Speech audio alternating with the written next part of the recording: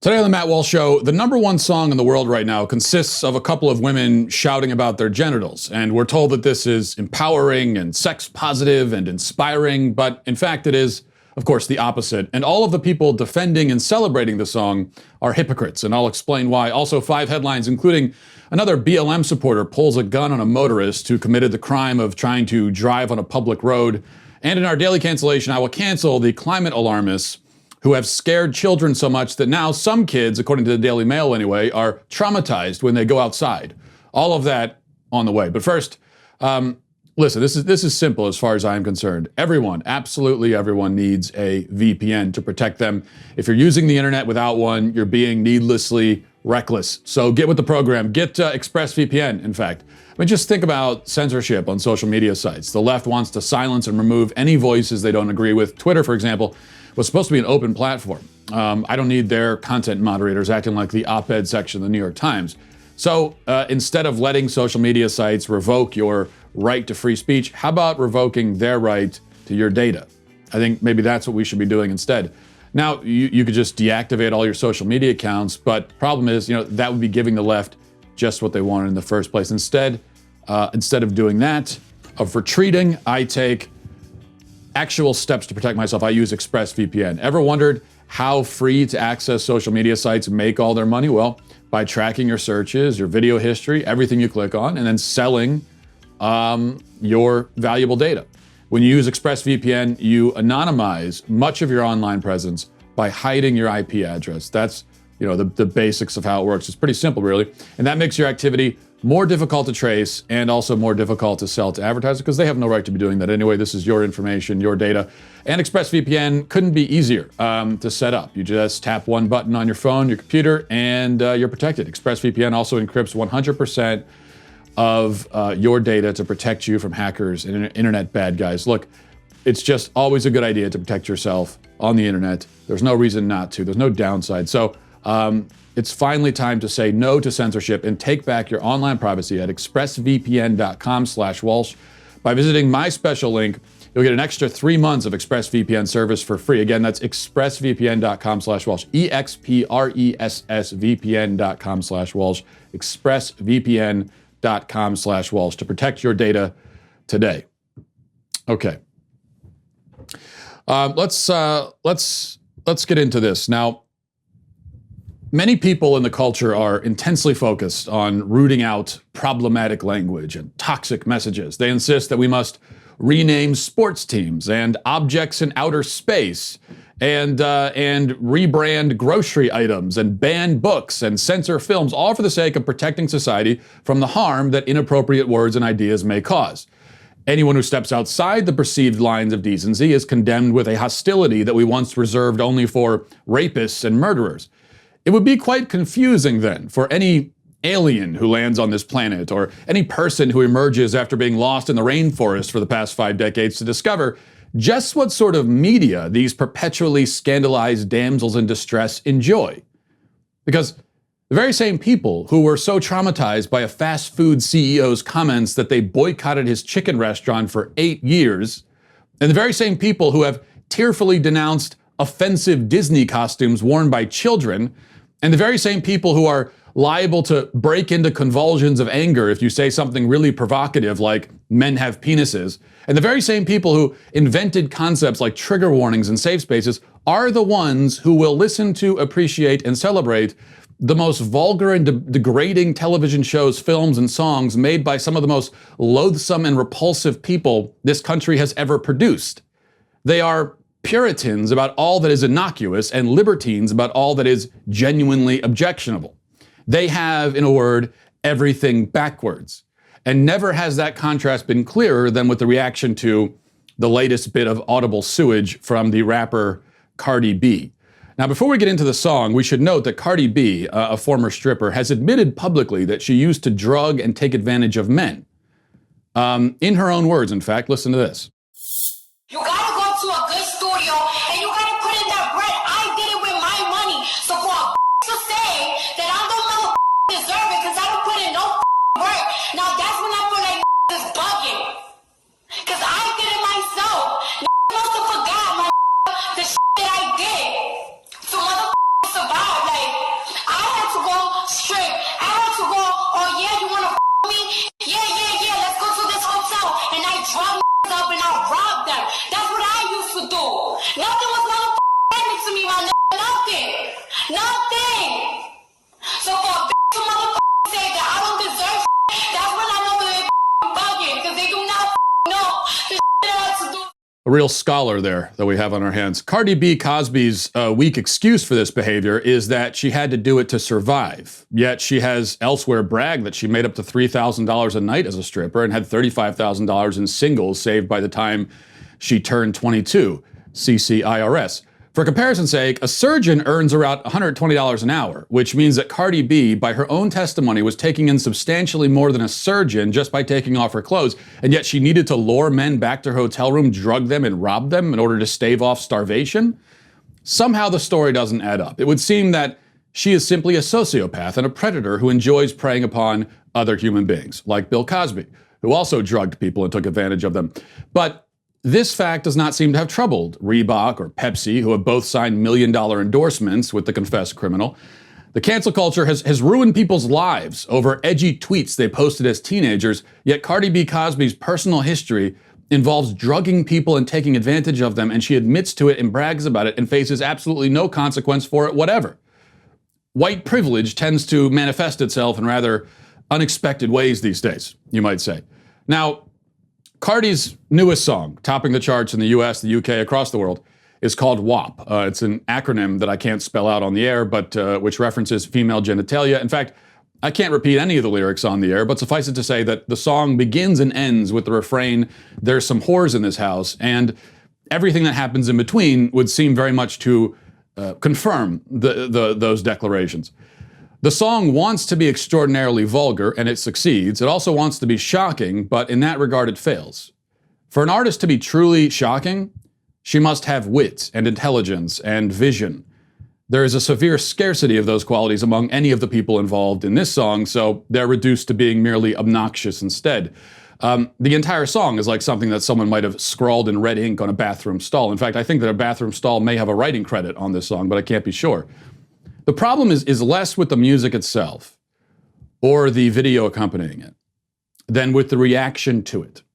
In saner times, if women were rolling around on the floor and screaming about their genitals for 3.5 minutes, we would just ignore them or perhaps refer them to a counselor who specializes in that particular form of mania. But we don't live in sane times, and so a song with a generic beat, mediocre production qualities, and semi-coherent lyrics encouraging women to make prostitutes of themselves is celebrated as, according to the New York Times, or the LA Times rather, a sex-positive triumph. And according to USA Today, an anthem of female fierceness. And it gets even more absurd than that. There's an article on a website called Complex, which hails WAP as a great cultural achievement. And it just goes into great detail talking about this work. It exclaims, in part, WAP is the epitome of female empowerment. Both Cardi and Megan, the other artist, use the term loosely on the track, are powerhouses of female sexuality, independence, and dominance. In a male-dominated genre that is often criticized for misogynistic wordplay towards women, the two rappers have never shied away from taking back the narrative of femininity in hip-hop. And during a time when black women have taken to social media to advocate for their protection and support while basking in their blackness, the music video couldn't be more timely. It continues on later, walking in the footsteps of iconic sex-positive female rappers like Trina, Lil' Kim, and Kaya, Cardi and Megan splash around in a pool of water, which we can assure you, which we can assume is symbolism for yup, and describe in detail what a night in bed with them might be like. Though through cocky, self-assured lyrics, the duo own their sexuality and shine light on other prominent sex symbols and female musicians. And then it continues on later, WAP is a prime example of progressive womanhood and modern femininity. The theme of women prioritizing pleasure and joy runs from start to finish. Liberation and power are showcased in lyrics, placing the track as the duo's most forward and compelling expression. Also, the song slaps. Okay. Many other articles have been written to inform us, predictably, that any criticism of this song is misogynistic and racist and all the other is and isms. And this is the real danger. There has always been stupid, degraded vulgarity in the world, but it becomes especially, to use the favorite term of gender studies majors, problematic when the degradation is presented to our children as something to aspire to. So that's the issue here. Self-debasement is not empowering. And it is rather important that we make this point, even if it does provide the people who are recently offended by a can of beans an opportunity to call someone else a snowflake for a change. But the difference between this criticism that I'm making right now and leftist snowflakery is that the criticism here is warranted, and the message being criticized is actually harmful. Young girls are being explicitly encouraged by this song and by so much else in pop culture to embrace their own objectification, to offer themselves up to be used by men who see them as nothing more than a masturbatory device. They're being told to choose emptiness over joy and to see stupidity and crassness as feminine. And the frauds who cheer this on and help to usher a generation of girls into a miserable life of whorishness and loneliness will soon revert back to decrying the objectification of the female form and pinning the blame for that on the patriarchy and other phantoms. The point here is that even the people actively promoting the objectification of women and the commodification of sexuality know very well that the harm that it causes, and will tell you that if you catch them on a day when they're pretending to care about it. Now, I want you to consider, just to further illustrate this, the words of a woman by the name of Suki Hana, who appeared in the WAP music video and later joined Cardi and the gang for a discussion promoted and broadcast by Apple Music. Here's what she had to say. Listen to this. I feel like being like sexual and shit, like I don't see nothing wrong with that because, baby, I got 3 kids. And I mean, I got these kids from and f***ing. At the end of the day, me being a hoe, like these people say, like, honestly, I liberate a lot of hoes. You feel me? When I hear Cardi talk about popping some me and my is with it, like that liberate us because it's like you self-respect as hoes, cause how y'all got self-respect? Like, I don't think y'all got self-respect like that, cause first of all, you supposed to tax these, that's self-respect. You feel me? Like, it make me feel liberated. Like, I love crossing boundaries. Cause guess what? Scared money don't make no money. If you gonna be scared to get that money, you gonna be scared to be yourself and say this who I am, then you ain't gonna get that coin like that. Thanks. Leaving aside the fingernails there that must make it impossible for her to eat a Cheeto without blinding herself, notice the question she poses. How y'all got self-respect, she asks. She quite literally doesn't even understand the concept of self-respect.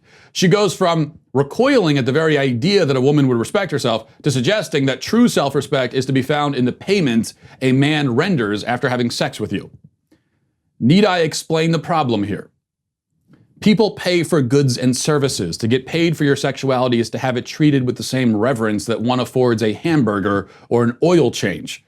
You have reduced yourself, your body, your very person, to a commodity and offered it to someone who doesn't care about you, certainly doesn't love you, and sees you only as a means to an end. This is the diametric opposite of self-respect. Why do you think drug abuse and suicide are so common among prostitutes? Reducing yourself to the sum total of your body parts is not a path to a healthy life, or a long one, we should note. It is a road to disappointment and despair and death, where the fun, for whatever it's worth, is sure to dissipate when your physical beauty wears away, if not long before. This is the road that Cardi B, her fellow pop stars, and her insidious cheerleaders in the media would like your daughter to walk down. And as a man with 2 daughters, I have no shame or hesitation in saying to these forces, no. And go to hell. I'm sorry that you didn't have a father who loved you, but my daughters do. And so they're going to know better. You can go wallow in your own filth and misery all you want. I will make sure that my girls do not follow you there. Let's go to 5 headlines.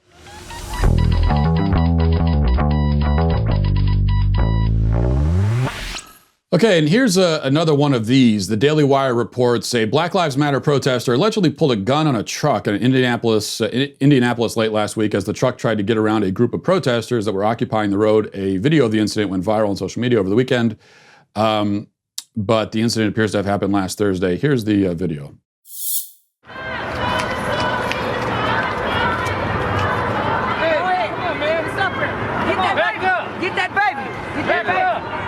Well, believe it or not, she's so he's a measure, but he ain't gonna hit nobody.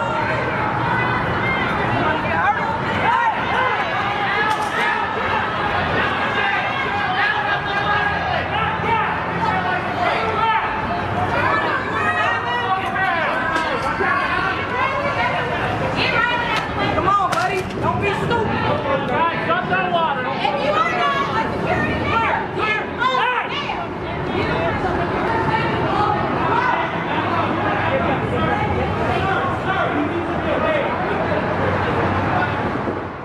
What you have to understand here is that these leftist, quote unquote, protesters, they have been driven so mad by their own sense of entitlement. They have gone so crazy with entitlement that they really, at this point, don't even understand the concept of, they stand in the middle of the road with a gun and point it at a driver.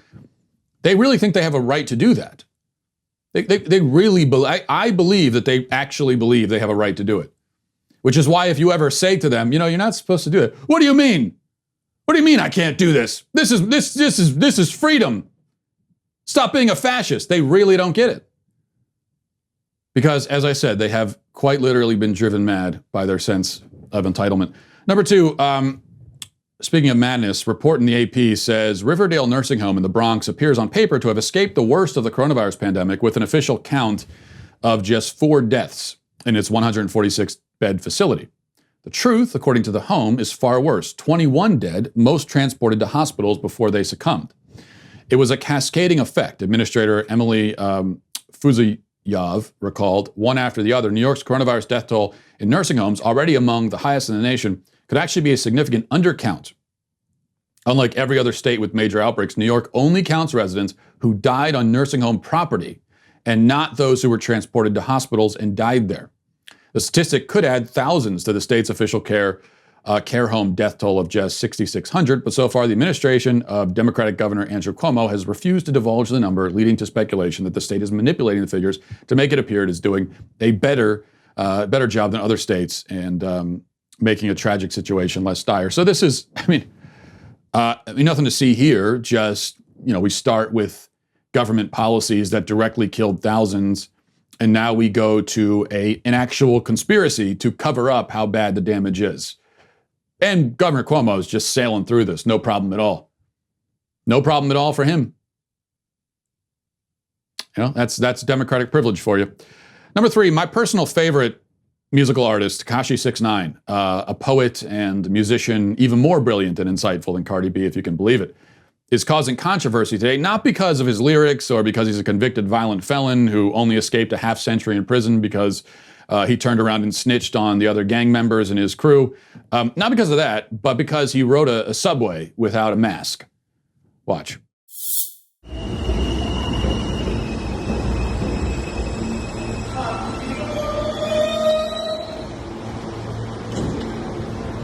Victor Coney Island filled up as a bound at local trains. The next stop is 4th Avenue, 9th Street. And clear the closing door, please.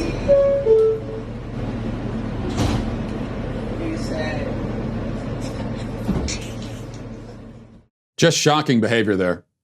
Shocking behavior. And this is what people are upset about. And it goes back to what I said at the top about even though, if you criticize pop music or whatever it is that Tekashi 6ix9ine does, you're always going to be, you're going to have people scoffing at you and saying, oh, it's just relax. It's just music, you snowflake. Yet these are the people that are offended by everything. In this case, they're offended by a guy because he's not wearing a mask on the subway. And I didn't even mention in the Cardi B song, actually, there has been some leftist backlash against the song. It's got nothing to do with the celebration of the objectification of women. It's 2 reasons. Number 1, Kylie Jenner is in the song, and that's a controversy. I have no idea why. I think it's literally just because she's white. So there are people that are upset that a white person is in the song.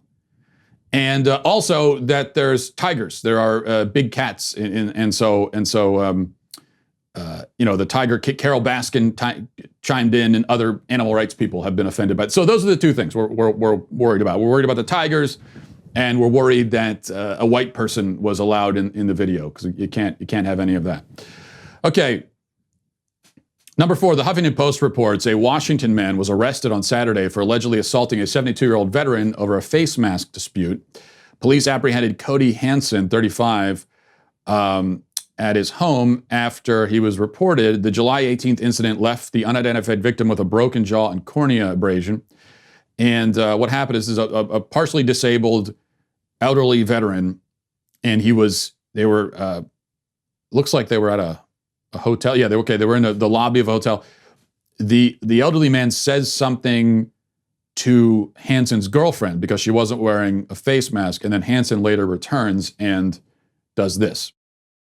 If you had any hope or optimism about humanity's chances in general, or its chances of surviving some sort of apocalyptic situation, rebuilding society, if you had any hope about that, it should be gone now, just based on this mask stuff. I mean, really on both sides, just the way people are acting, violently assaulting each other over wearing a mask or not wearing one. It's total lunacy. Number 5, well, we've talked a lot about lunacy. Let's go to a little gleaming light, just a small bit of sanity. It's a small matter, but I think I tend to latch on to any sanity that I see now, and because I got to find hope somewhere. So this is from Deadline. It reports the Simpsons actor Harry Shearer, who gives voice to characters ranging from elderly miser Mr. Burns to the unflappable African-American physician Dr. Julius Hibbert, isn't quite in agreement with the long-running show's recent decision to stop using white actors for non-white characters. Shearer, this is what he said in an interview on Times Radio: "I have a very simple belief about acting. The job of the actor is to play someone who they're not." Wow, that's provocative. That's provocative these days. To just define what acting is provocative and controversial, and actually not everyone agrees. A lot of people don't agree. The issue has been the source of debate with regard to Fox's The Simpsons since the documentary The Problem with Apu, and last year's announcement by Hank Azaria that who portrays Apu, that he's going to step away from the role. Though Shearer pointed out that he was not opining on whether the producer's recent decision was a mistake, he says that, playing a range of characters is the gig. That's the job description. He continues, "I think there's a conflation between representation, which is important." Shearer suggests that he disagreed with conflation between representation and performance. People from all backgrounds should be represented in the writing and producing end of the business, so they help decide what stories to tell and with what knowledge. But he adds again, the job is playing someone I'm not. I mean, this is, there's nothing to disagree with here. It's really basic common sense. This is what an actor does. You pretend to be something that you're not. But this is where we are in our culture right now, where this is an actor saying, my job is to pretend to be something I'm not. And this is headline news these days. All right, let's get to our daily cancellation. Before we do, I want to tell you guys about the most exclusive membership tier over at the Daily Wire, which is All Access. All Access members get to join All Access Live, our exclusive live stream Q&As hosted every night by each of the hosts. I did one last night. All Access memberships also feature exclusive access to live online discussions with our hosts, writers, and special guests. You also get not one, but 2 leftist tears tumblers with your membership, as well as early and sometimes exclusive access to new Daily Wire products. So you get all of that. Go to dailywire.com/Walsh right now to get 20% off All Access with coupon code ACCESS. That's dailywire.com/Walsh, coupon code ACCESS for 20% off. Now for our daily cancellation. We're going to cancel climate alarmists. But I want to be specific here because, frankly, if you in the privacy of your own home tremble in fear of the day when the ice caps melt and you're washed away by the tidal wave, that's your concern. We all have our own irrational fears. Mine is that I'll get into an elevator and it will explode out of the top of the building and I'll end up in outer space. It's been known to happen, folks, okay? Don't laugh. It can happen. It's science. But the point is, we all have our fears that we cherish and hold dear. And that's okay, okay? I wouldn't want to deprive you of that. What is not okay is when you impose those fears on children. That's when I step in and issue fervent cancellations.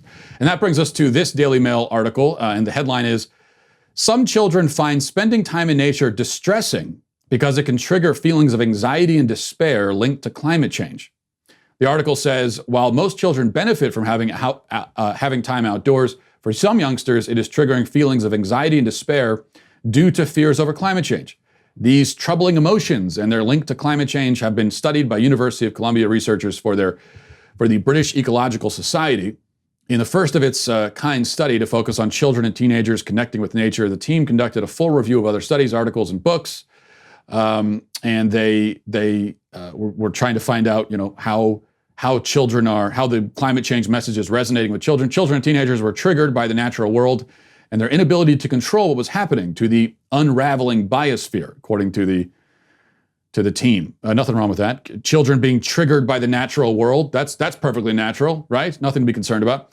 The authors found that measures currently used to connect children to the natural world can help others cope with feelings of fear linked to climate change.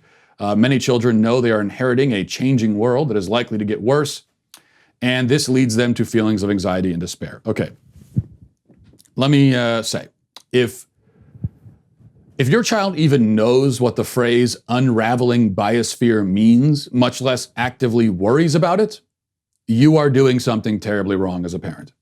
A child should not spend any time worrying about any sort of doomsday scenario, especially ones that are as far-fetched and absurd as the climate change apocalypse. Even if it was true, even if the world really did teeter on the brink of ecological disaster, why would you tell your kid about it? What can he do with the information? How can he solve it? What do you want your 11-year-old to do to fix the weather? If the answer is nothing, then leave him alone and let him have a childhood, you absolute maniac.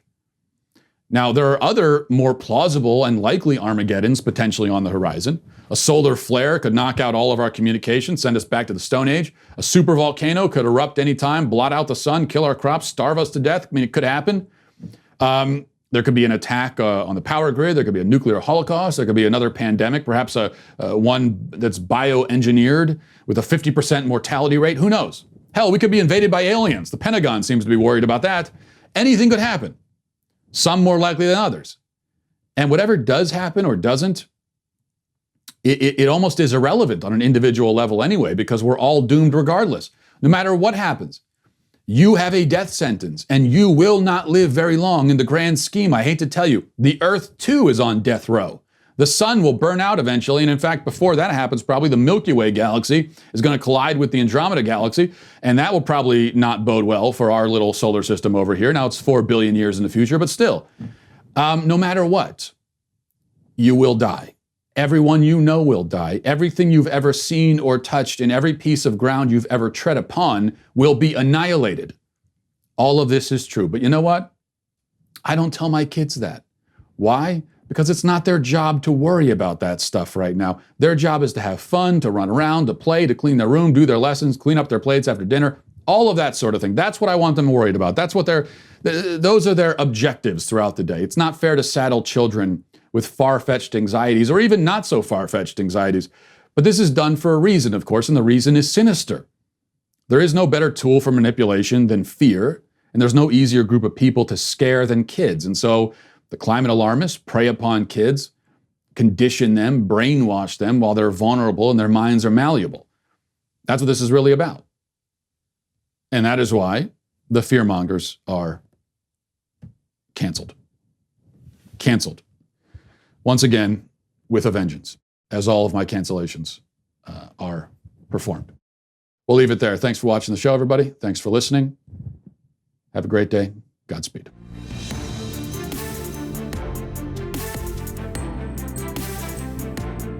The Matt Walsh Show is produced by Sean Hampton, executive producer Jeremy Boring. Our supervising producers are Mathis Glover and Robert Sterling.